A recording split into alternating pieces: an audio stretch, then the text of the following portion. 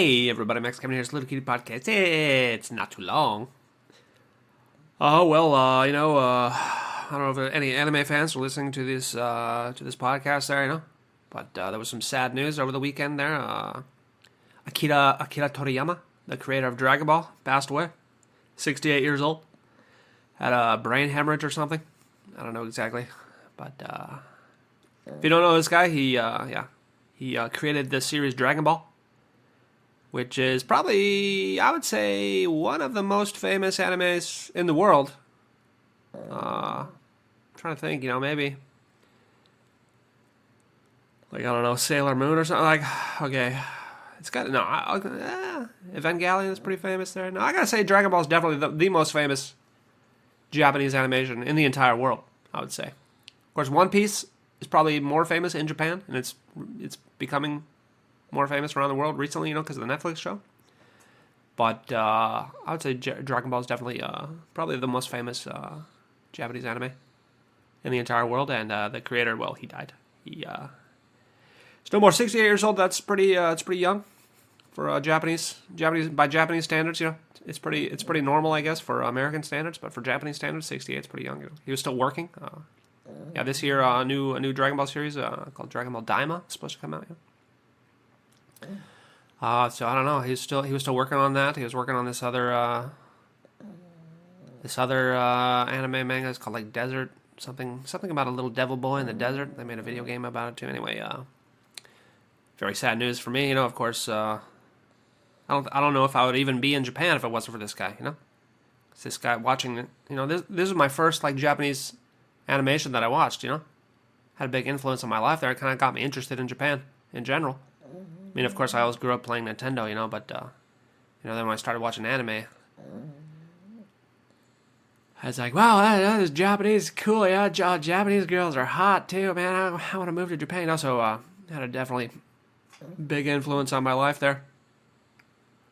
And, got a lot of my friends, too, everyone's posting about, you kind of find out like which one of your friends are big anime fans, even it's like, that guy too, he likes anime too, so I mean, this guy had a big effect on not only me but the whole world, a lot of young boys live probably looked up to this anime here. If you don't know the story, it's about this little boy Goku. He's part of the Saiyan race. Then this jerk Frieza blows up his planet because his big jerk Frieza, he's like the he wants to be the ruler of the universe there, and there's this prophecy that people from this planet are going to become more powerful than him, so he blows up the planet, But then the one dude, he sends his like kind of like Superman, he sends his son off to Earth in a spaceship, before the planet blows up. So then the little boy goes to the planet, and he has some fun adventures there. And when it's a full moon, he turns into a giant wolf man. And anyway, the original Dragon Ball animation, it's kind of like fun and silly there, But then the second animation, Dragon Ball Z, that's when Goku's an adult. That's when it starts really getting cool, Starts kicking dudes' asses. Anyway, he eventually he becomes what's called Super Saiyan. Where his black hair turns blonde and his brown eyes turn blue. That's like the dream. That's the dream of every Japanese person, to become blonde hair and blue eye. When they power up.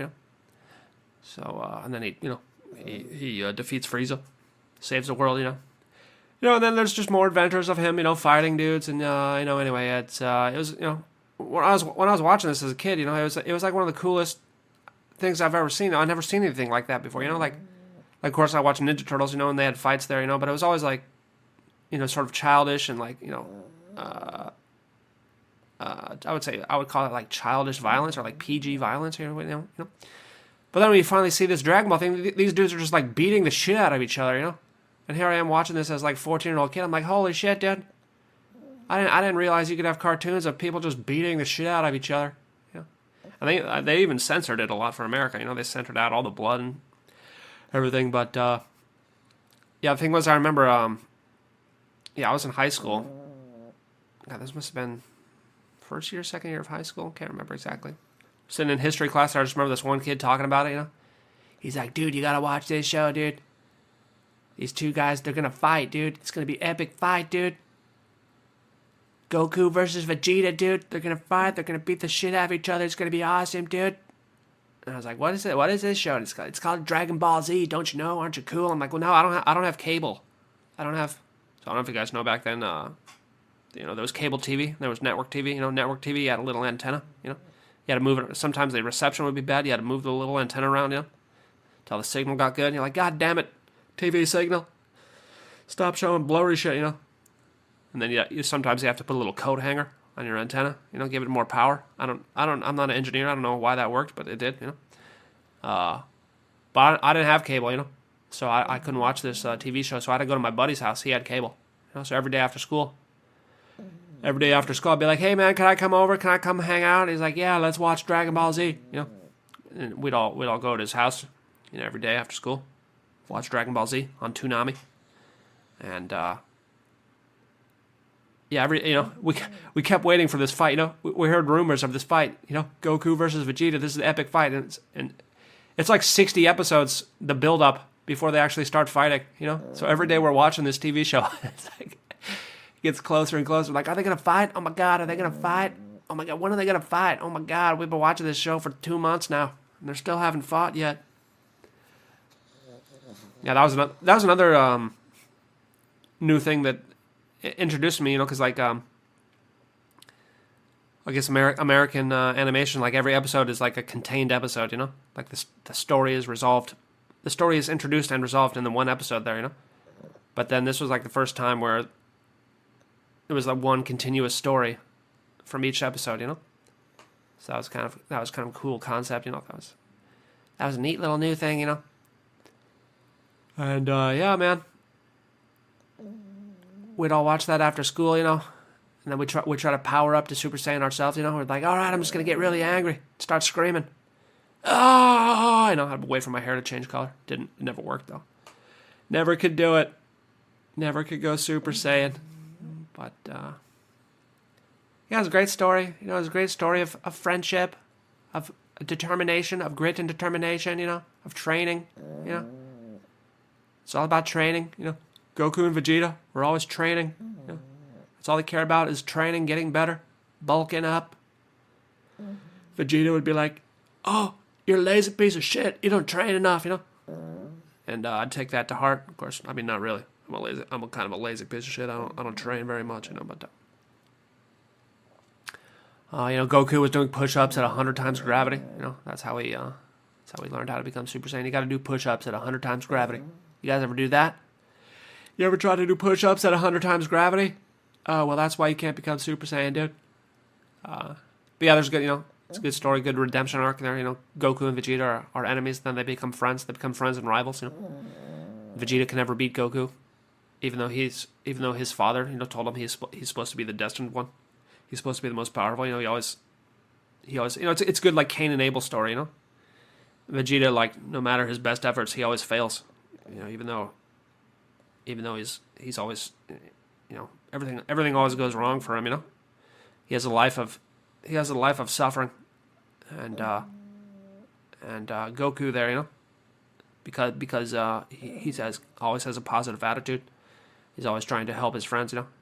He always succeeds there. So it's kind of like over time, Vegeta eventually, I guess gives up on his anger there. Not exactly, but he evolves. He evolves and has a little kid. He has a little kid with Bulma. Yeah. Anyway, I don't know. I guess you've probably seen it. Everybody knows the story, right? And if you've never seen it, you don't know what I'm talking about. Then I guess it doesn't really matter. Doesn't really matter. But yeah, man, it's a bummer, dude. It's a bummer, dude. The guy created a lot of fun for kids of all ages. Akira Toriyama. Thanks for the memories. Without you, I don't know if I'd be in Japan, dude. You probably don't. Yeah, that's the thing. This guy, he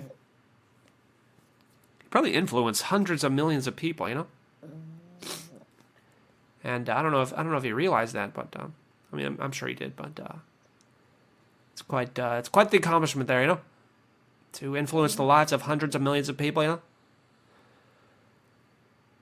Maybe one day, too, the Little Kitty podcast will influence hundreds of millions of people. You know, probably long after I'm dead. You know, I'll probably be one of those artists. You know, where they talk about like I don't know, like certain artists. You know, like I don't know, Van Gogh or whatever. You know, it's like they were never successful during their life. You know, then after they died, their works became much more popular. You know, or like Virginia Woolf or whatever. You know, no one read her books.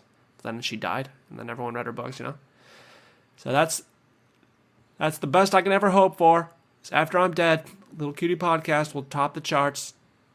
Not while I'm alive. I'll never see success while I'm alive, but after I'm dead, everyone will hate me while I'm alive.